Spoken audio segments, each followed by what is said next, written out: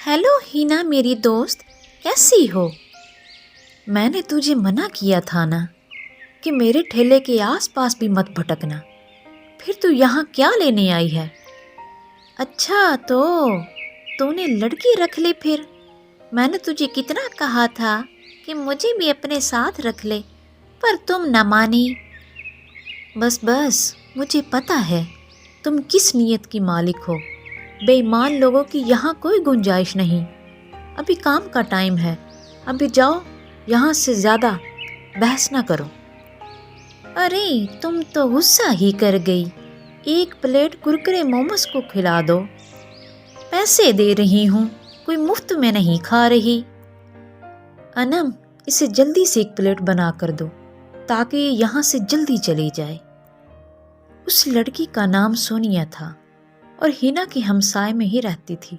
वो हमेशा उसका काम खराब करती रहती थी। वो एक चालाक, मकार और बेईमान लड़की थी, लेकिन हिना भी उसकी चालों से खूब वाकिफ थी। लेकिन सोनिया को हिना का अच्छा काम चलता हुआ पसंद नहीं था।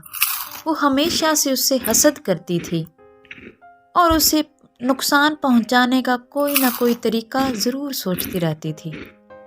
फिर वो कुरकुरे मोमोज खाकर चली जाती है। अगली ही सुबह हिना काम पर थोड़ी देर से आई। इतनी देर में अनम ठेला तैयार कर चुकी थी। अरे घर में आज कुछ का मेहमान आए हुए थे, इसी चक्कर में आज बहुत लेट हो गई। तुमने सब कुछ तैयार कर लिया है ना? हाँ बहन, मैंने सब कुछ तैयार कर लिया है, बस आप ही का इंतज़ार था।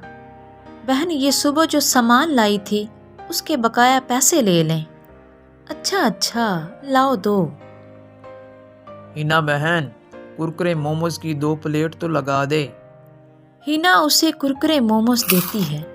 ग्राहक कुरकुरे मोमोज खाते ही हिना पर भड़कने लगा।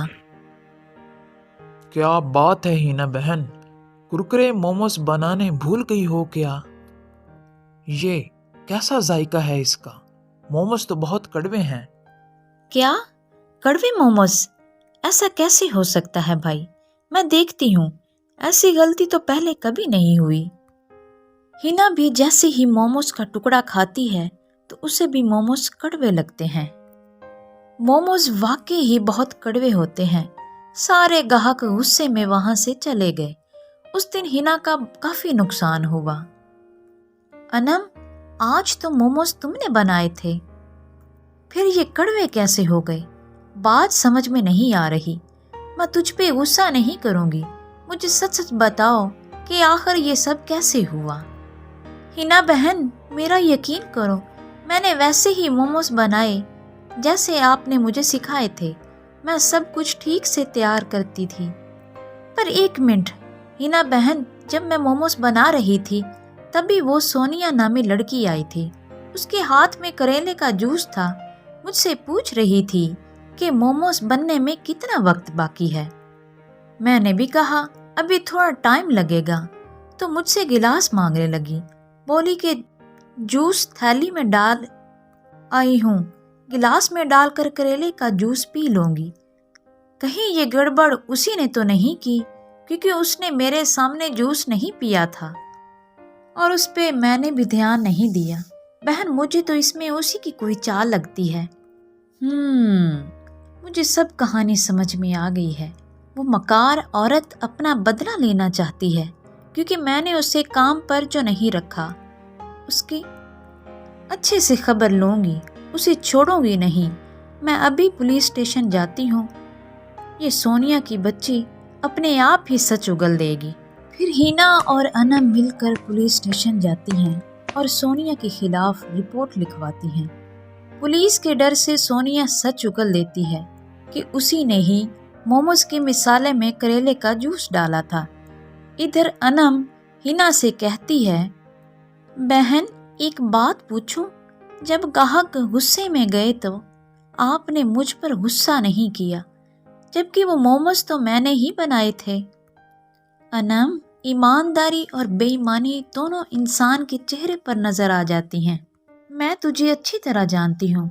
اور جب صبح تم نے باقی کے بچے ہوئے پیسے مجھے واپس لوٹائی تو وہ بالکل پورے تھے، کیونکہ میں بھی جب سامان خریدنے جاتی تھی تو میرے بھی اتنے ہی بچتے تھے۔